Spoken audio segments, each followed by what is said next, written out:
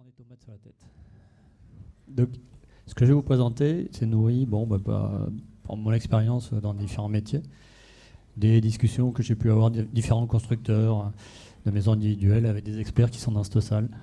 Monsieur Béchat, par exemple, de temps en temps, on va manger ensemble. Et par une mauvaise foi que je peux assumer parfaitement. Donc, c'est la même photo, voilà, puisqu'on était ensemble. Donc, je suis parti sur Argic, parce que je trouvais que c'était pas mal pour structurer un petit peu la présentation, où il y avait différentes thématiques, dont la première qui correspond en gros à notre métier de géotechnicien, c'est reconnaître et caractériser le sol et les fondations. Jusqu'à quelques années, quand on achetait un terrain, le particulier, éventuellement, s'il était de bonne foi, il faisait une étude géotechnique si plutôt son constructeur lui demandait. Puis en 2020 est devenue la loi Elan, donc maintenant, on a fait plein d'études géotechniques. Le problème, c'est que qu'est-ce qu'elle impose? On a besoin de faire quoi avec ça? Rien. On est d'accord.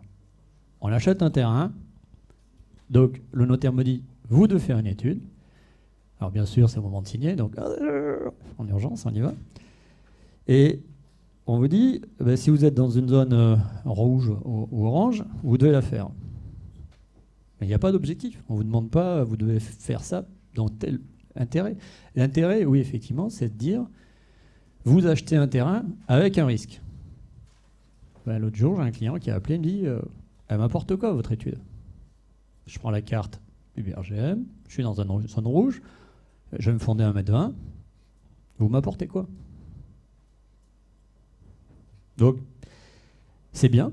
Ça permet au moins de mettre quelque chose, le pied dans quelque chose, pour ceux qui achètent. Mais ils prennent, parce qu'ils en ont besoin, ils donnent, et puis ils oublient. Et puis, si je prends cette carte-là, alors, je n'ai pas été chercher loin, c'est une étude qu'on a fait, que j'ai relue il y a une semaine. Donc, si je prends cette carte-là, ça met dans JAL. Donc, on a vu ce matin que les cartes elles étaient faites en fonction de statistiquement la possibilité d'avoir de l'argile. Voilà, j'ai du sable. Alors, il y a peut-être des zones où ça marche très bien. Mes amis toulousains, ils ont des terrains qui sont parfaitement homogènes. Mais sur la région bordelaise, beaucoup plus compliqué. Donc, l'intérêt de la loi Elan, à la limite, c'est de pouvoir éventuellement dire à l'acheteur, vous n'avez pas d'argile. Bon. Assez peu. L'intérêt est assez faible. Donc, il faudrait pouvoir aller plus loin en disant, cette loi Elan, il faut qu'elle soit associée à un certain nombre de données qu'on attend. Quand vous faites vos rapports, monsieur le géotechnicien, donnez-moi des données pour que derrière, je puisse construire différemment. Ou pas. Alors, 2009. Je n'ai pas été chercher loin, hein, j'ai repris ce qu'il y a écrit. Alors, je crois que c'est monsieur Magnan qui a écrit peut-être la synthèse, je ne sais pas. Si aujourd'hui, j'ai des études de 5 000 € pour une maison, c'est déjà bien. Mais entre 1 000 et 3 000 €, on est bien. C'est quoi?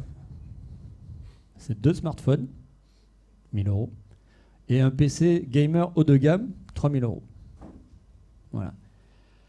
Donc, c'est aussi à nous à faire un peu de pédagogie, et pas seulement vouloir vendre des études, faire de la pédagogie, dire monsieur, demain, l'intérêt que vous aurez, c'est de faire de l'économie par rapport à votre construction et pas d'appliquer stricto sensu des recommandations qui auront, in fine, pas beaucoup d'apport. Pour le coût d'un téléphone ou 2 téléphones que vous allez acheter à vos enfants et changer tous les 3 ans. Voilà. Ou alors, vous faites comme moi, vous n'avez pas de téléphone. Donc, si je dois faire une étude pour dire que c'est argileux ou pas argileux, comme tu disais tout à l'heure, bon. Par contre, si je veux aller plus loin, si je veux pouvoir optimiser ma structure, peut-être, ça serait bien de savoir quelle est l'amplitude de déformation que je peux attendre demain. Et ça passe pas par une tarière et une identification avec limite d'Aderberg. Mais en gros, à 1 000 €, c'est ce que je vais avoir. Et je vais juste dire, c'est argileux.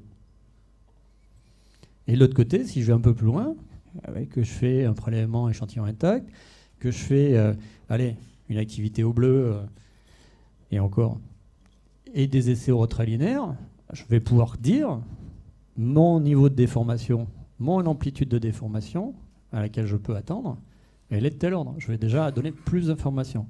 Et derrière, je vais pouvoir adapter ma structure. Peut-être.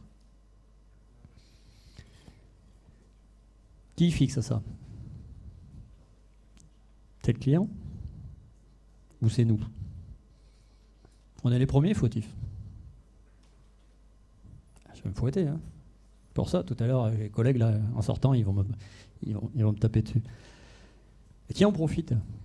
En premier lieu, c'est peut-être le client qui en profite. Il va faire une économie. Et quand on préparait cette journée, avec Sébastien Burland, il me disait, oui, mais tu renchéris de 1 000 €, tu enlèves 1% des acheteurs.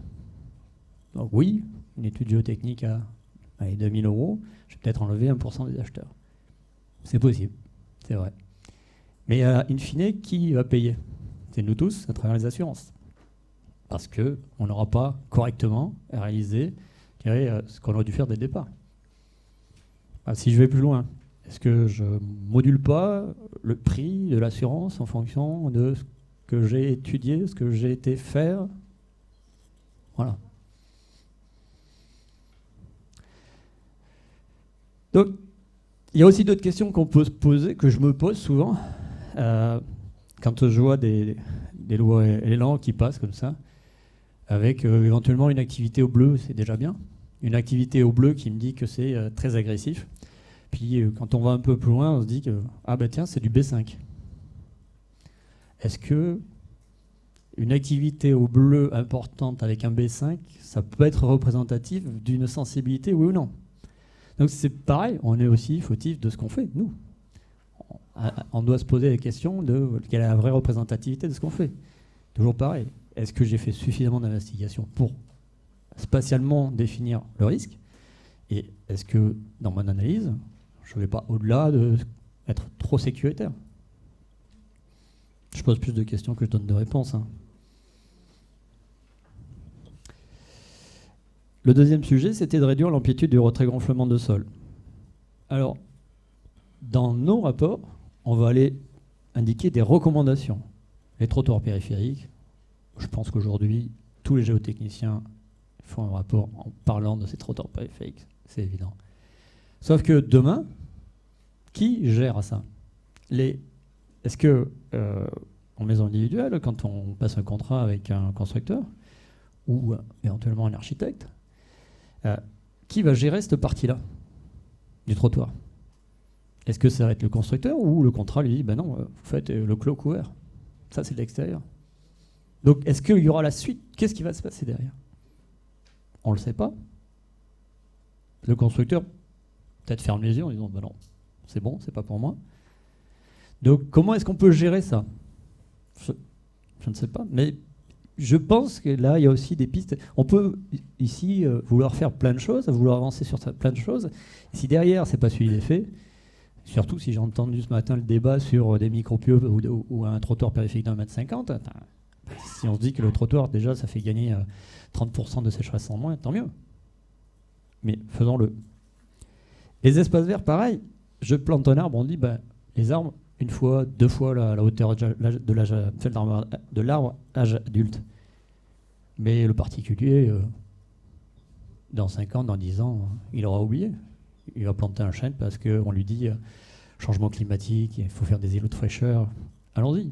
On va mettre une belle haie en plus pour éviter d'avoir la vue sur la piscine du voisin ou inversement. Bon, voilà. Et puis dans quelques années, on aura le problème. Ou il aura revendu et l'information se sera perdue. Est-ce que, pareil, il ne faudrait pas pouvoir mettre en place une carte d'identité avec une maison, avec toutes les informations qui suivent la vie de la maison? Je crois que ça se fait sur les copropriétés. La maîtrise des variations hydriques du sous-sol. Quand on parle de trottoir périmétrique, nous on sait pourquoi on le met. Mais est-ce que ces techniques-là, elles sont connues aussi des maîtres d'œuvre derrière? Moi, je me souviens de discussions que j'ai eues, alors peut-être pas en maison individuelle, hein, quand on a des maîtres d'œuvre en collectif ou autre, hein, qui nous disent, ben non, moi j'ai un bassin d'infiltration juste à côté, qu'est-ce que vous voulez que j'aille mettre? Un trottoir périmétrique. Et attendez, bassin d'infiltration, il n'y a pas un problème? Donc, est-ce que c'est pas à nous aussi d'expliquer, re-expliquer, refaire des journées? Alors quand je vois le monde qu'il y a là aujourd'hui, je me dis que où le sujet il est hyper intéressant et on en fait toutes les semaines, où il faut qu'on aille prendre notre bâton de pèlerin et qu'on aille voir aussi les constructeurs, les maîtres d'œuvre pour leur dire, pour remettre une cartouche, je sais pas. Et derrière, comment est-ce qu'on s'assure que dans le long terme, on ne vient pas dégrader enfin, je fais un trottoir périphérique, oh ben c'est pas beau. Je peux parler personnellement, je me bats avec mon épouse pour garder ou pas garder certaines choses, parce que moi je vois la partie bâtiment, et elle voit la partie c'est joli. Voilà. Sur le thème numéro 3, qui est le thème de réduire et limiter les effets avec l'interaction sol-structure, le seul impact qu'on peut avoir, nous, c'est le choix des fondations et la gestion du niveau bas. Mais, comme j'en ai déjà parlé avec certains, aujourd'hui, on se dit, bah, sol argileux, allez, je vais mettre à 1,50 m pour limiter les risques de retrait gonflement. Allez, je prends ma belle mauvaise foi. Pourquoi est-ce qu'on ne fait pas 4 pieux, 4 fondations profondes, aux 4 coins du bâtiment, on fait un plancher porté, et puis on s'emmerde plus? Non? Est-ce que ça coûterait pas moins cher, finalement? Bilan CO2, etc. Alors oui. C'est pas les mêmes personnes qui le font. Quand j'ai des discussions des fois avec des gros œuvres, ils disent non, mais on va faire 8 mètres cubes de béton, c'est mieux. Bon, voilà. Quelle est la bonne solution entre faire toutes les maisons avec 1,50 m, des libages, etc. Et puis faire quelques appuis ponctuels bien chargés? Je ne sais pas. Enfin, si j'ai mon idée, mais je me la garde. Donc, sur la structure, améliorer la résistance des structures, quelle est la meilleure solution? Je ne pense pas qu'il y ait une solution qui fonctionne à tous les coups. On peut avoir le cas des ouvrages massifs bien rigides, ou peut-être beaucoup moins d'interface et beaucoup moins d'interaction. Un ouvrage souple, est-ce que, je ne sais pas, une maison en bois sur des pieux bois, finalement, est-ce qu'on porterait bien, hein? Aujourd'hui, pourquoi est-ce qu'on vient avec ces problèmes-là? Parce qu'on a des ouvrages qui ne supportent pas la fissure. Un copropriétaire qui achète un appartement, 5 ans après, vous êtes sûr que tous les copropriétaires ont fait passer un expert parce qu'il y a des fissures. Et quand il y a un paquet d'experts ici, vous leur dites c'est esthétique, ils ne comprennent pas. Oui, c'est esthétique. C'est le fonctionnement normal. Quand vous avez un coffre de volets roulants, il ne fonctionne pas de la même manière que la maçonnerie. C'est logique. Voilà. Donc, de la même manière, avec nos fondations et nos ouvrages, est-ce que des ouvrages plus souples pourraient aussi fonctionner? Peut-être. Donc, il faut, pour pouvoir choisir correctement cet ensemble, il faut quand même connaître aussi la plage de déformation de nos terrains. Est-ce qu'on peut arriver à dimensionner et se dire, tiens, ça va tasser différentiellement de 2% entre mes angles, est-ce que je ne peux pas adapter ma structure par rapport à ça? Mais il faut savoir que ces 2% va le prendre. Donc on en revient à nos essais de retrait linéaire. Toujours pareil, si je ne fais que des limites d'intervalle pour dire que c'est argileux, ça ne m'apportera rien. Et le coup d'après, c'est qu'on va nous poser la question, le bilan de CO2 de vos différentes solutions. Bien sûr, malheureusement, on y vient. Il y a quelques années, j'avais travaillé dans une région qui était région Perpignan. Et je me suis rendu compte qu'il n'y avait quasiment pas de sinistre. Je vous ai mis la carte PS 92, qui imposait à une époque une certaine rigidité d'ouvrage. Et en face, je vous ai mis la carte, jusqu'à 2015, des sinistres. Quand on les met en parallèle, on se dit, finalement, si j'étais construit comme la photo de ce matin de Peumagnan, avec des rigidifications, parce qu'en fait, les règles sismiques de construction, c'est des rigidifications avec tous les 4 mètres maximum, des cadres verticaux et des rigidifications verticales et horizontales. Si j'avais ça, peut-être que finalement, j'aurais moins de désordre. toujours pareil, est-ce qu'il ne faut pas imposer une équivalence parasismique? Alors oui, ça va coûter, et donc je vais perdre des constructions, peut-être, je le sais bien. On n'est plus dans la géotechnique, hein, juste dans la constatation. Après, bon, quelques observations générales, je me rends compte que, alors, à part Pierre Muret, là, qui est venu avec toute son équipe de jeunes, le RGA, ça passionne pas nos jeunes ingénieurs qui arrivent. Et pour avoir connu ça il y a quelques années, quand j'ai commencé, on en fait. On voit pas l'intérêt, on se dit oh, ça apporte rien, c'est pas intéressant, alors que c'est super intéressant. Enfin, aujourd'hui, on l'a vu. Il y a plein de sujets de recherche qui sont sur le thème. Les discussions là, tout à l'heure que vous aviez sur est-ce que je prends le micropieux, comment ça fonctionne, c'est génial. Enfin, moi je trouve intellectuellement c'est génial. Mais il faut qu'on arrive aussi à le faire passer à nos jeunes, ça.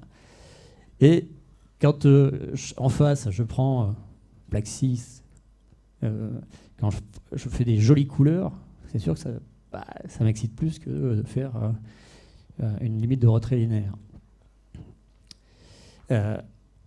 Nous, dans les ouvrages avec désordre, on est un prestataire qui est associé avec l'expert d'assurance, qui reste le chef d'orchestre de tout ça. C'est lui qui gère l'ensemble du désordre. On est en association avec lui. Voilà.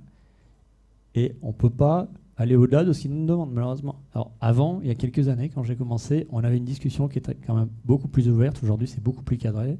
On a des forfaits disant faites ça, faites ça, faites ça. Alors, il y a des forfaits où il y a la reconnaissance des réseaux. Donc, c'est bien. Puisque ce matin, on a parlé. Et donc, aujourd'hui, ces programmes restent quand même très, très limités, très standardisés. On ne cherche pas forcément à déterminer l'amplitude des déformations.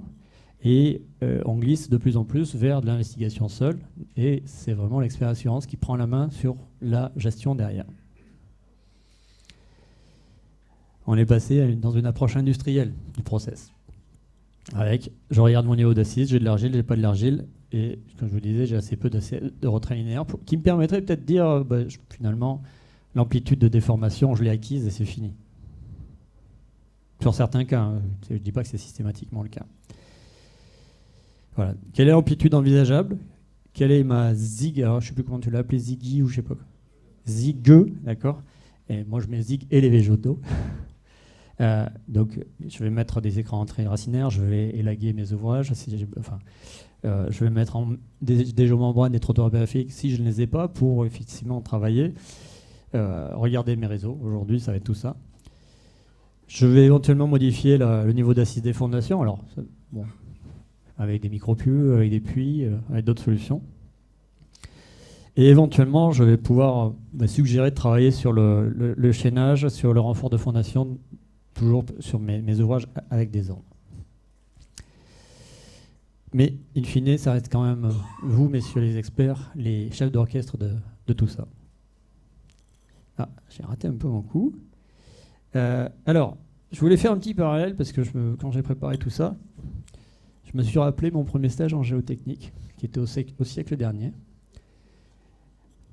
du côté de Hoche, où j'étais avec Annette Sander. On avait été faire des reconnaissances. Alors, le midi, le propriétaire était sympathique, il nous avait rincé au restaurant en se disant bon, au moins je suis sûr que ça va passer. On passait les mains dans les fissures, donc il n'avait pas trop de problèmes à voir avec ça. Mais je me suis demandé l'évolution de notre métier depuis cette époque-là. Et donc en 1994, on avait le Minitel. Il y avait 5 chaînes à la télévision. Nous, on faisait des teneurs en eau des limites d'Atterberg. Aujourd'hui, il y a Internet. Il y a l'intelligence artificielle. Il n'y a plus de télévision. Mes enfants ne regardent pas la télévision. Ils regardent YouTube. Voilà. Il y a des créateurs de contenu, vous avez des milliers de chaînes. Et nous, on fait des teneurs en eau, des limites d'Atterberg, des activités au bleu et un peu de retrait linéaire. Ce que je veux dire là, c'est qu'en plus de 30 ans, notre métier n'a quand même pas beaucoup évolué en termes d'investigation. Donc il faudrait quand même qu'on arrive aussi à le faire évoluer donc, à travers votre projet de recherche. Alors j'entends bien que vous vouliez utiliser des choses simples qui sont mises en œuvre. Est-ce qu'on ne pourrait pas développer de nouveaux essais aussi qui permettraient de nous donner des informations? Alors déjà mieux valoriser les essais qu'on a déjà, ça c'est logique. Et est-ce qu'on ne peut pas faire des essais de retrait gonflement alterné qui pourrait donner aussi de l'information pour les confortements. Et puis, pourquoi pas, je dis n'importe quoi, faire des essais CPT avec des sources de radionucléides pour déterminer le niveau d'argilosité. Aujourd'hui, on fait des essais diffraction X. Autant les faire sur le terrain. Il y a des CPT qui permettent des choses vachement intéressantes, qui je crois qui même déterminent la pollution dans les sols. Pourquoi on ne pourrait pas faire la même chose sur les argiles? Voilà. Alors, dernier focus, et on s'est un petit peu parlé avant, mais on ne l'avait pas évoqué. Vous pensez RGA, vous pensez argile. Moi, quand j'entends sécheresse, je vois demain Bayonne, Bordeaux, La Rochelle, Rochefort.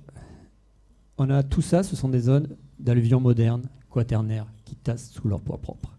Demain, avec l'évolution climatique, on va abaisser le niveau de la nappe et on va remettre en mouvement toutes ces zones. Quand on sait que pour 4 mètres de remblai mis en œuvre, en rive droite de Bordeaux, on a 1 mètre de tassement, je fais un prorata à la louche, hein, j'abaisse la nappe de 50 cm, ça fait un huitième. Voilà, 12 cm. Donc, demain, notre métier ici dans la région, ça va être aussi de gérer ces problématiques-là qui vont arriver. Voilà. Et donc, sur le tassement global, éventuellement sur les ouvrages qui sont sur pieux, des générations de traitement négatif, des sinistres qu'on ne connaît pas aujourd'hui. Merci.